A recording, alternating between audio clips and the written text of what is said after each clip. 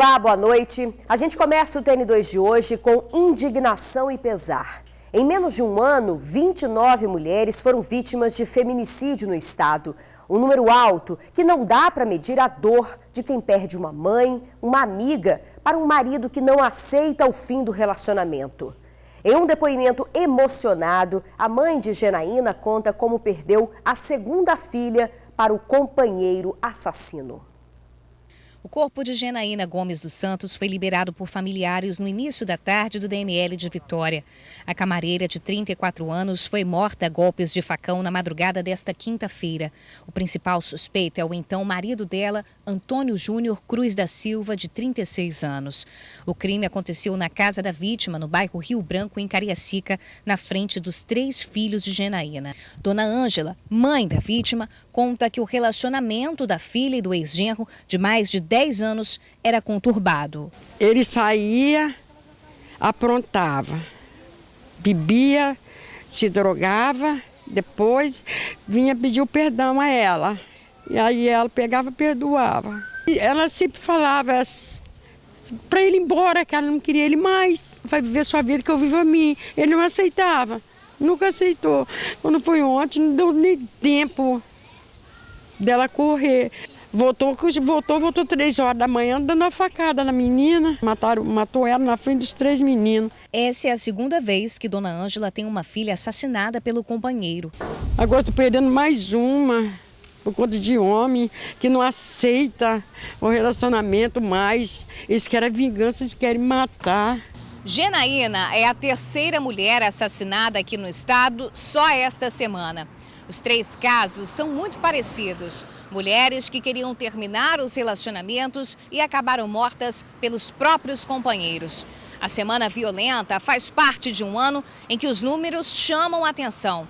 De acordo com dados da Secretaria de Segurança Pública do Estado, de janeiro a novembro deste ano, mais de 80 mulheres foram mortas aqui no Espírito Santo. 29 delas vítimas de feminicídio. No último domingo, uma estudante de enfermagem foi morta a facadas na frente dos 2 filhos em Porto de Santana, Cariacica. O autor do crime era marido da vítima, um servidor público da UFES. No mesmo dia, em Cachoeiro de Itapemirim, sul do estado, Ana Pereira Rode Bastos Fardim, de 32 anos, foi morta pelo marido, também a facadas. Após o crime, o homem tentou se matar, mas acabou preso. 3 mulheres que já sofriam com os companheiros tentavam sair da relação e acabaram mortas.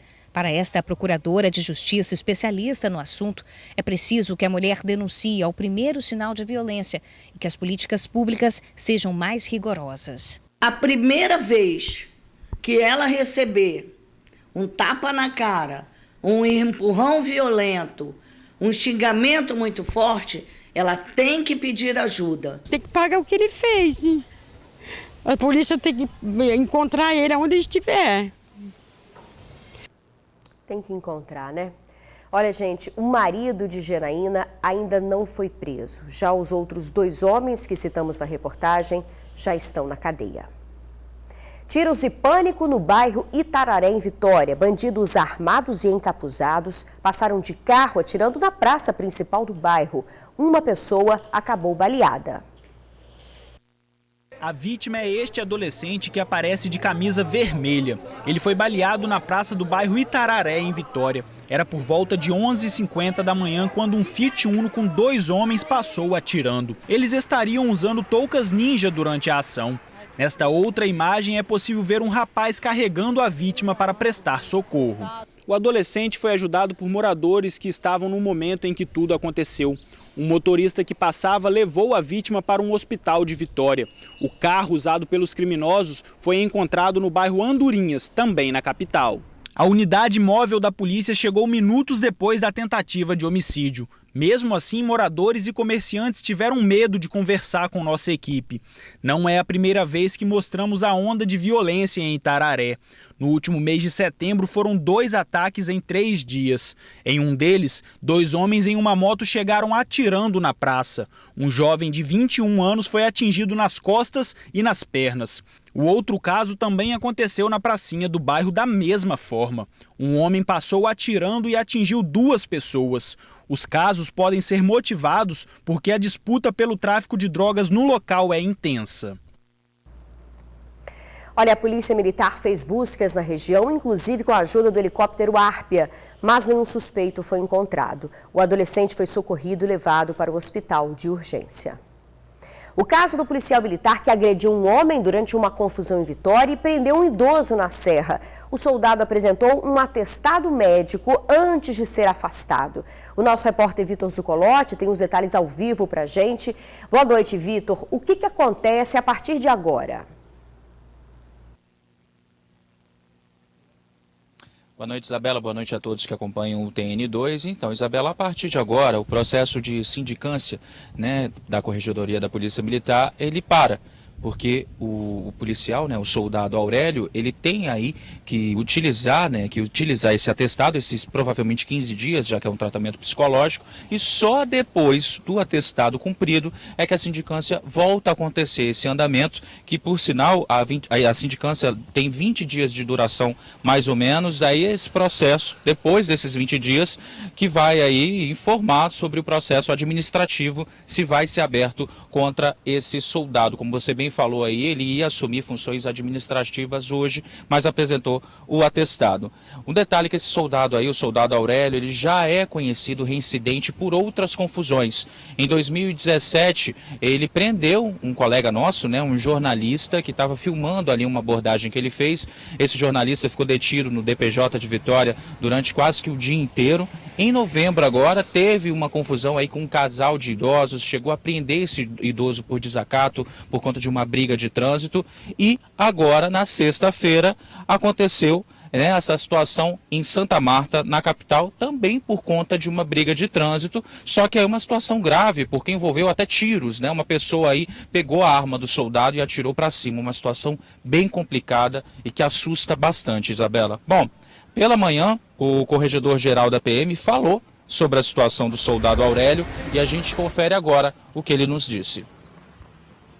Então a legislação prevê o seguinte, que o militar que não está apto a responder ao processo, quando julgado isso por uma junta de saúde, aí não é só para nós militares, isso aí em qualquer esfera, mesmo no processo judicial, a pessoa pode ser julgada incapaz de responder o processo. Se ela for julgada incapaz de responder o processo vai ficar sobrestado, vai ficar aguardando até ele se tornar apto novamente. A questão de saúde dele normalmente gera um afastamento total, então ele fica à disposição do tratamento de saúde dele. Quando um policial militar se envolve em vários casos, o conjunto pode gerar em algum momento um processo demissionário para ele.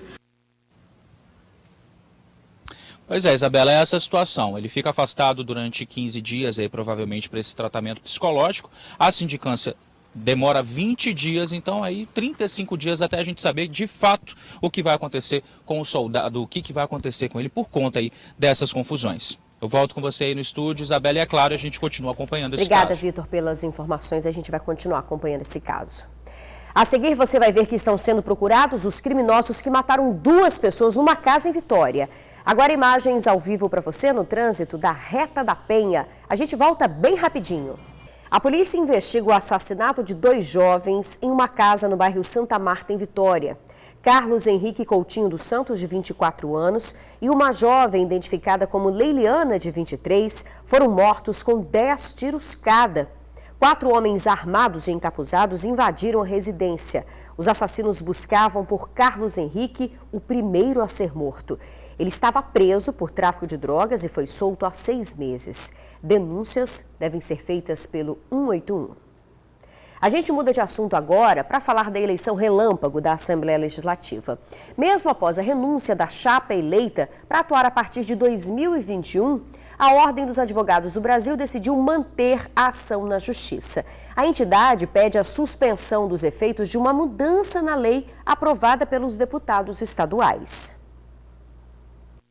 A renúncia por parte do presidente Eric Musso e os 6 deputados eleitos para a nova mesa diretora foi divulgada numa carta destinada ao povo capixaba. A justificativa no documento, assinado por 22 deputados, é que a anulação da eleição é uma forma de manter a harmonia entre os poderes do Estado. A votação, que foi realizada mais de um ano antes da posse, teve repercussão negativa e foi alvo de uma ação civil pública movida pela Ordem dos Advogados do Brasil, que julgou o procedimento fora da lei.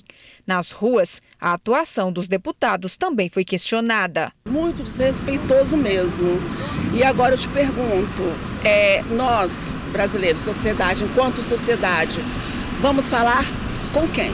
Outras pessoas não têm conhecimento sobre as decisões dos deputados estaduais e estão desacreditadas no que os parlamentares têm proposto. Muita coisa vem acontecendo aí que a gente perde até um pouco assim, a vontade de acompanhar, né?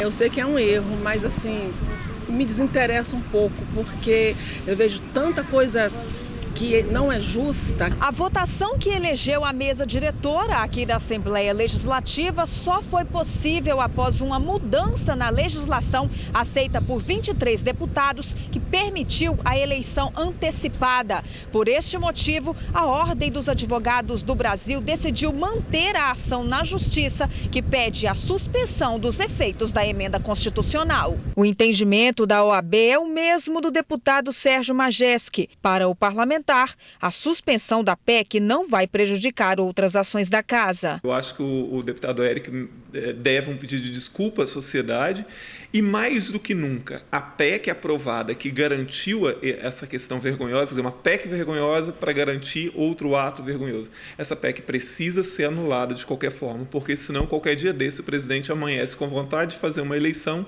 e o fará novamente. A eleição da mesa diretora aconteceu na quarta-feira da semana passada, 2 dias depois da aprovação da PEC, uma manobra, segundo o deputado. Essa tentativa de fazer o que se fez aqui semana passada para atender a interesse de uma pessoa e seu grupo remonta aos dias mais tristes dessa Assembleia. Então, se a sociedade não entender a gravidade disso e não se unir contra essa PEC, talvez nós veremos em breve aquilo que já se viu aqui no passado, de gente tentando se perpetuar no poder de qualquer forma. Olha, a PEC questionada pelo deputado estabelece que a eleição será realizada em data e hora previamente designadas pelo presidente da Assembleia Legislativa. Ou seja, a votação vai acontecer antes mesmo de 2021. Mas também abre brecha para que a eleição seja convocada sem agendamento prévio. O deputado Eric Musso disse que não vai se manifestar.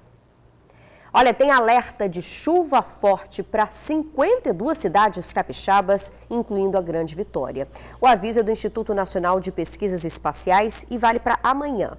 Na maior parte do estado, há previsão de tempestade de raios, granizo e vendaval. Mesmo assim, as temperaturas seguem elevadas. Em Vitória, mínima de 23 e máxima de 31 graus. Se prepara para o calor, hein? Em instantes, você vai ver como serviços por aplicativo têm ajudado quem está desempregado.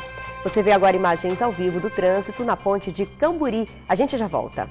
Em tempos de desemprego, é um desafio manter as contas em dia e ainda não deixar faltar comida em casa, né? Nessas horas, os serviços por aplicativo têm sido uma saída para muitas famílias. O desemprego no Brasil não é novidade para ninguém. São mais de 12 milhões de pessoas sem trabalho formal. E aí o jeito é se virar com o que aparecer. Esse é o caso da Isabela e do Milton. Ela é advogada formada, mas não atua na área há 1 ano e meio. A saída que o casal achou para sustentar a família com 3 filhos foi trabalhar como motorista de aplicativo. Escola, plano de saúde, alimentação, vestuário, viagens, tudo isso. A gente se permite tudo isso. A noite para mim é uma coisa espetacular, né? Todo dia uma história nova e é emocionante também, né? Assim como o casal, cerca de 600 mil brasileiros trabalham como motoristas de aplicativo.